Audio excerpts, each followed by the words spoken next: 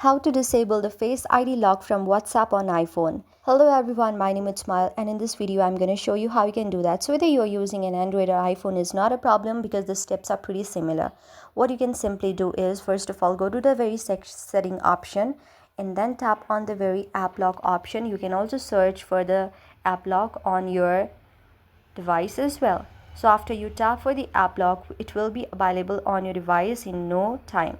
So after opening the app lock, you can simply see whatever apps are there in the app lock. Also you can see the biometrics like your fingerprint and face lock as well. Tap on the face lock and see in which apps the face lock is available. Now simply deselect the application which you don't want in the iPhone. Then you can simply tap on the save option after deselecting it, and now the WhatsApp is no more available for the face ID on the WhatsApp. So that's how you can solve a problem. I hope you like the video. If you like the video, then please do hit the thumbs up and subscribe button, and also comment on the comment section below. Thank you for watching.